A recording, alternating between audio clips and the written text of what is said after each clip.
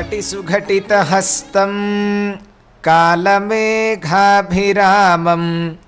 कमलमदहराक्षं पद्मया दीप्यमानं प्रणतमुनिजनैस्तं प्राप्यमप्राप्यमानं शरणमुपगतोऽहं प्राञ्जलिर्वेङ्कटेशं।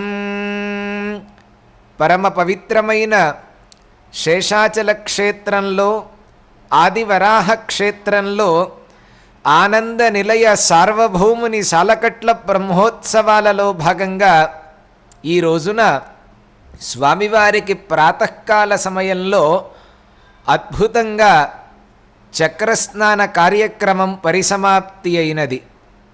ఆ తరువాత సాయంకాలపు శుభవేళలో స్వామివారికి వైభవంగా జరగబోతూ ఉన్నటువంటి బంగారు తిరుచి వాహన సేవగా పిలువబడేటువంటి అద్భుతమైనటువంటి బంగారపు తిరుచిలో స్వామి వేంచేసి భక్తులందరినీ అనుగ్రహించటానికి తన కరుణాకలిత దృక్కులతో భక్త కోటిని పరవశింపచేయటానికి స్వామి సంసిద్ధుడవుతూ ఉన్నారు.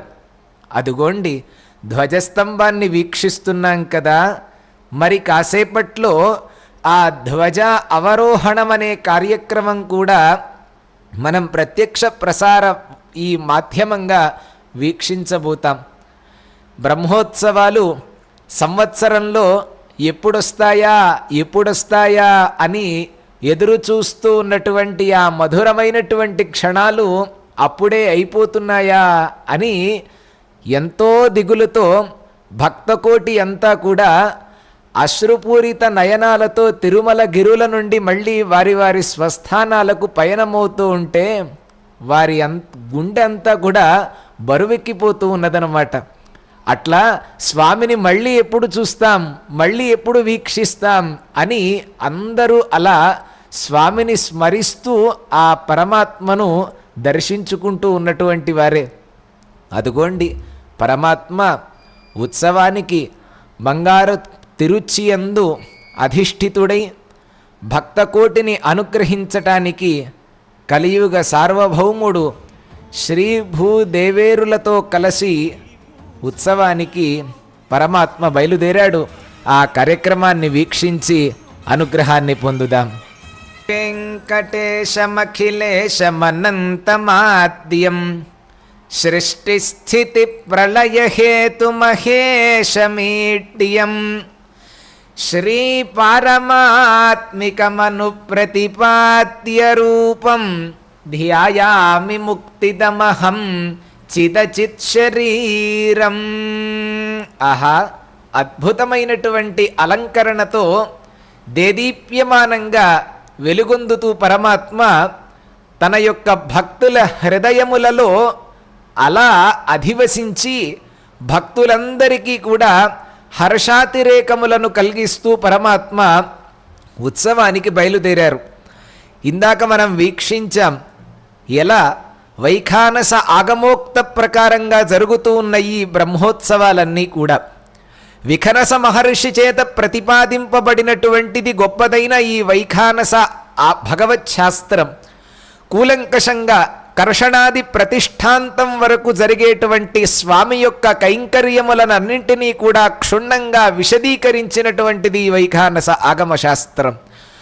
ఆ వైఖానస భగవచ్ఛాస్త్ర ప్రకారంగా జరుగుతున్నటువంటి నవాహ్నిక బ్రహ్మోత్సవాలలో మొట్టమొదటి రోజున నవసంధి కార్యక్రమాన్ని చేసి దిక్పాలకులందరినీ కూడా ఆహ్వానిస్తారు.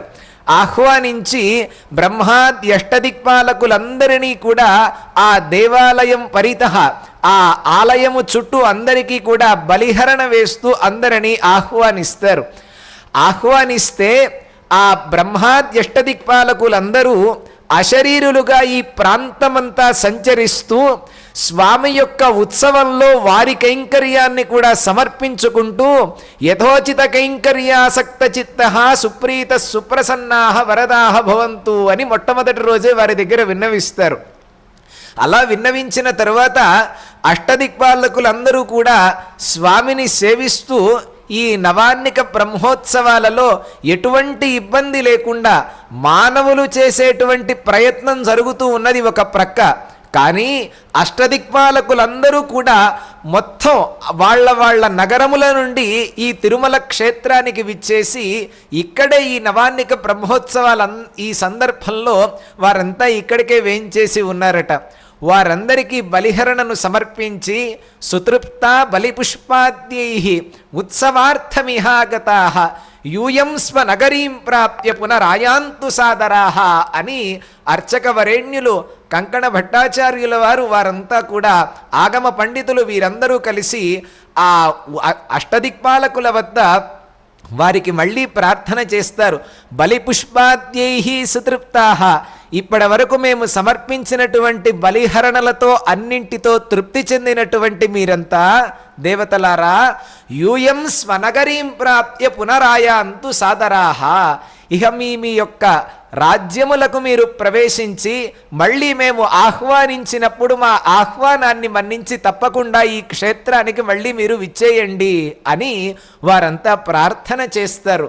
ఇది వైఖానస వైఖానస భగవచ్శాస్త్రంలో చెప్పబడినటువంటి గొప్పదైన అంశం. వారందరికీ ఉద్వాసన చెప్పి మీతో మాకు అవసరం సరిపోయిందండి, అయిపోయిందండి, కాబట్టి ఇంకా మీరు వెళ్ళొచ్చు అని అంత కర్కశంగా చెప్పరు ఎవరు కూడా. అందువల్ల మహర్షి చెప్పినటువంటి మాట ఇది, యూయం స్వనగరీం ప్రాప్య పునరాయాంతు సాదరాః అని చాలా వినమ్రంగా ప్రార్థించాలి ఆ దిక్పాలకులందరినీ కూడా. కాబట్టి వారందరికీ ఉద్వాసన చెప్పేటువంటి కార్యక్రమం అక్కడ జరుగుతూ ఉన్నది. బంగారు తిరుచ్చిలో అధిష్ఠించి, బంగారపు తిరుచ్చిని అధిష్ఠించి పరమాత్మ అందరికీ దర్శనాన్ని అందిస్తూ ఉన్నారు. ఇన్నాళ్లుగా ఆయన మొట్టమొదటి రోజు బంగారపు తిరుచ్చిని అధిరోహించారు. ఆ తర్వాత మళ్ళీ ధ్వజ ఆరోహణకి పూర్వము బంగారపు తిరుచి, ధ్వజ అవరోహణకి ముందుగా మళ్ళీ బంగారపు తిరుచి, ఈ విధంగా ఉపక్రమ ఉపసంహార న్యాయములను పాటిస్తూ వాహన సేవలు మొట్టమొదటగా బంగారపు తిరుచితోటి సాయంకాలం ప్రారంభమవుతాయి. ఆ తరువాత సేనాధిపతి ఉత్సవం ఉంటుంది. ఆ తరువాత ఈ రోజున మళ్ళీ బంగారపు తిరుచిలో అందరికీ దర్శనమిచ్చి పరమాత్మ 9వ నాటి రోజున ఈ రోజున మళ్ళీ ధ్వజ అవరోహణ కార్యక్రమానికి ఆయన సంసిద్ధురవుతారు. ఇవాళ అలంకారాన్ని ఒక్కసారి పరిశీలిస్తే ఆహా, ఇంతకాలం వరకు ఈ వాహన సేవలో అలసి సొలసినటువంటి ఆ స్వామికి సేద తీర్చటానికి ఉభయ నాంచారులు కూడా ఇరుప్రక్కల ఆసీనులై ఉండగా వారి మీద భుజముల మీద చెయ్యి వేసి పరమాత్మ లోకం మొత్తానికి మేము మువ్వురము కూడా ఏకపీఠంపై ఆసీనులమై లోకరక్షణకై మేమంతా సంసిద్ధులమవుతున్నామయ్యా అని అందరికీ కూడా ఆ పరమాత్మ సంకేతాన్ని ఇస్తూ ఉన్నారు. పరమానంద తుందిల మనస్కులై భక్తులంతా గోవిందనామస్మరణ చేస్తూ ఉండగా అద్భుతంగా జరుగుతూ ఉన్నటువంటి ఆ ఉత్సవ వైభోగాన్ని మనమంతా ఇక్కడ చూస్తూ ఉన్నాం. సూర్యేందు భౌమ బుధవాక్పతి కావ్య శౌరి స్వర్భానుకేతు దివిషత్ పరిషత్ ప్రధానాః త్వద్దాసదాసచరమావధి దాసదాసాః అని ప్రత్యేకంగా ఈ రోజున అష్టదిక్పాలకులను ఆహ్వానం చేసి మళ్ళీ వారికి ఉద్వాసన చెప్పడం అనేటువంటిది కొత్త పనేం కాదు. వారు ప్రతినిత్యము కూడా సుప్రభాతం చెప్పటానికి స్వామివారికి ప్రతినిత్యము సమస్తమైనటువంటి దేవతలందరూ కూడా ఈ వెంకటాచలంలో అశరీరులుగా వారంతా కూడా భాసిస్తూ ఉంటారు. కాబట్టి అటువంటి వారందరికీ కూడా గౌరవపూర్వకంగా ఆరాధన చేయటం అనేటువంటిది శాస్త్రనియమం. కాబట్టి ఆ కార్యక్రమాన్ని వీక్షించి భగవంతుడి యొక్క వెంకటేశుని అనుగ్రహాన్ని పొందుదాం. వెంకటేశాయ పురుషాయ మహాత్మనే ప్రణతః క్లేశనాశాయ గోవిందాయ నమో నమః. పరమ పవిత్రమైన తిరుమల క్షేత్రంలో బంగారు తిరుచి వాహనాన్ని ఈ రోజున స్వామివారు అధిరోహించి భక్తులందరికీ అద్భుతమైన తన వైభవం మొత్తాన్ని చాటి చెప్తూ ఉన్నాడు పరమాత్మ. బ్రహ్మోత్సవంలో ప్రతి ఒక్క కార్యక్రమము కూడా లోకక్షేమార్థం జరుగుతుంది అనేటువంటి విషయం మనం స్పష్టంగా గుర్తుపెట్టుకోవాలి. ఎందుకంటే స్వామి తన యొక్క అలంకరణలను, తన యొక్క వైభవాన్నో, తాను పుష్పమాల ధరిస్తే వచ్చే కాంతిని చూసి మురిసిపోవాలనో, లేకపోతే తాను ధరించినటువంటి ఆభరణాల యొక్క గొప్పతనాన్ని లోకానికి చూపించాలనో పరమాత్మ ఈ ఉత్సవాన్ని జరుపుకోవటం లేదు. లోక కళ్యాణార్థం పరమాత్మ ఈ ఉత్సవాలని తాను చేయించుకుంటున్నాడు భక్తులందరి చేత. ఈ ఉత్సవాలను జరపటం వల్ల ఎవరికి ఉపయోగం అండి? పరమాత్మకు ఉపయోగమా? కాదు కాదు.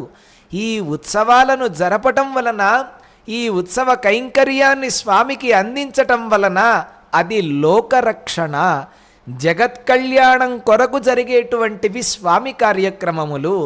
మన క్షేమం కోరి స్వామి ఉత్సవాలను చేసుకుంటూ ఉన్నారు ఆయన. ఆ ఉత్సవాలలో జరిగేటువంటి హోమము కావచ్చు, ఆ కుంభపూజాదులు కావచ్చు, ఉత్సవములు కూడా కావచ్చు. ఒక్క రహస్యాన్ని పరిశీలిస్తే వరాహపురాణంలో అంటారు, ఎందువలనండి ఈ ఉత్సవాలన్నీ కూడా ఇన్ని వాహనములు పెట్టి ఇంత వైభవంగా, ఇన్ని అలంకరణలతో, ఇన్ని పుష్పమాలికలతో ఉత్సవాన్ని ఎందుకు జరపాలండి అంటే, వరాహపురాణంలో ఒక మాట ఉన్నది, కాణాంధ పంగు మూకానాం అన్యేషాం వికలాంగినాం అనుగ్రహాయ దేవేశాయ ఉత్సవం కుర్యాత్ అనే మాట అంటారు. అంటే ఆ కుంటివారు ఎవరైతే ఉంటారో పాపం నడవటానికి వీలు లేకుండా వారి జీవనం అక్కడే ఆగిపోకుండా, పంగు మూకానాం అన్యేషాం వికలాంగినాం అని, అటువంటి ఎవరెవరైతే గనక చెవి వినపడక పాపం మాటలు రాక వికలాంగులుగా ఎవరైతే అంగవైకల్యంతో కూడుకొని ఉంటారో వారందరి సైతం కూడా వాళ్ళు దేవాలయానికి రాక ఎవరైతే గనక ఇబ్బంది పడతారో, పాపం లోపలికి రాలేక ఆ భగవంతుణ్ణి దర్శించాలని మనస్సులో ఇచ్చ ఉన్నప్పటికీ శరీరం సహకరించక ఎవరైతే ఉంటారో వారందరినీ కూడా ఉద్ధరించటం కోసమని పరమాత్మ మనకు ఈ వాహనములను అధిరోహించి భక్తులందరికీ అనుగ్రహాన్ని ప్రసాదిస్తారు.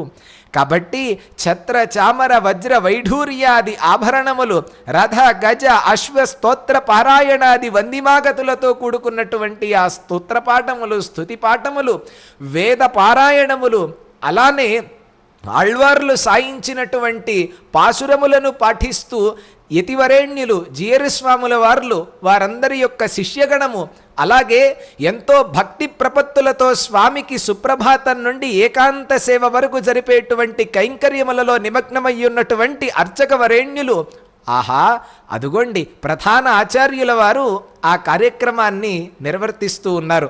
వీరందరి యొక్క గొప్ప సంకల్పంతో, భక్తులందరి యొక్క సహకారముతోటి వైభవంగా జరిగేటువంటి ఉత్సవం ఇదంతా పరమాత్మ స్వస్మై స్వప్రీతయే స్వయమేవ కారయతి అని అంటారు.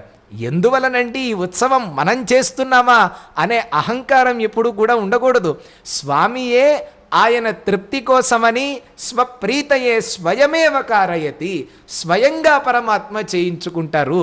అహంకారం గనక ఏమాత్రం మనలో అంకురిస్తే ఆ అహంకారాన్ని పటాపంచలు చేయటానికై ఆ పరమాత్మ అనేక వాహనములను అధిరోహించి, ఒక్కొక్క వాహనమును అధిరోహించి ఒక్కొక్క తాత్వికమైనటువంటి సందేశాన్ని మనందరికీ అందించారు. ఇన్నాళ్లుగా మహానుభావులు చెప్పినటువంటి వ్యాఖ్యానములను అన్నింటినీ కూడా విన్నాం. ఎన్నో గొప్ప విశేషాలను అందించారు.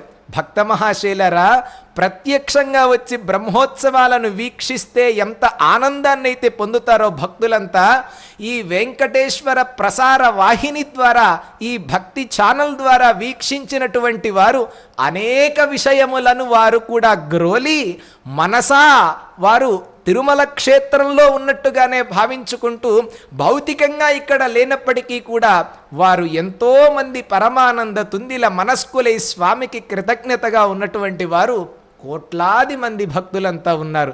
ఇంతటి భాగ్యాన్ని మనకు కల్పించినటువంటి స్వామి ఇక్కడకు రాకపోయినా ఈ ప్రసార వాహిని ద్వారా ఆయన యొక్క భాగ్యాన్ని మనందరికీ అందిస్తూ ఉన్నారు. కల్పవృక్షం కావచ్చు, శేషవాహనం కావచ్చు, హంసవాహనం కావచ్చు, ముత్యపు పందిరి కావచ్చు, సర్వభూపాలం కావచ్చు, హనుమంత వాహనం కావచ్చు, గరుడ వాహనం కావచ్చు, అశ్వము కావచ్చు, సూర్యప్రభ, చంద్రప్రభ, ప్రతి ఒక్క వాహనములో ఒక్కొక్క అలంకరణతోటి ఒక్కొక్క తాత్విక సందేశాన్ని అందిస్తూ పరమాత్మ తన యొక్క లీలని, తన యొక్క వైభవాన్ని సంపూర్ణంగా లోకానికి చాటి చెప్పినటువంటి గొప్ప పరాత్పరుడు పరమాత్మ. ఉత్తమ పురుషస్త్వన్యః పరమాత్మేత్యుదాహృత యో లోకత్రయమావిశ్య బిభర్త్యవ్యయైశ్వర అని భగవద్గీతలో కృష్ణ పరమాత్మ అంటారు. కాబట్టి ఆయనని ఉత్తమ పురుషుడు అని అన్నారన్నమాట. కాబట్టి అటువంటి ఉత్తమ పురుషుడుకు జరిగేటువంటి ఉత్కృష్టమైనటువంటి యజ్ఞం ఇది. ఉత్కృష్టం ఉదిత్యుత్కృష్టవచనం సవో యజ్ఞ ఉదీరిత అనే మాట అన్నారు. అంటే గొప్పగా జరిగేటువంటి బ్రహ్మోత్సవము ఉత్కృష్టమైనటువంటి యజ్ఞము అని అర్థం. అదిగోండి, దివ్యమైన వైఖానస భగవత్ శాస్త్రోక్త మార్గంగా నిర్వర్తిస్తూ ఉన్నటువంటి ఈ బ్రహ్మోత్సవంలో ఆ దేవతలందరికీ ఉద్వాసన కార్యక్రమం జరుగుతుంది. మనమంతా వీక్షించి అనుగ్రహాన్ని పొందుదాం.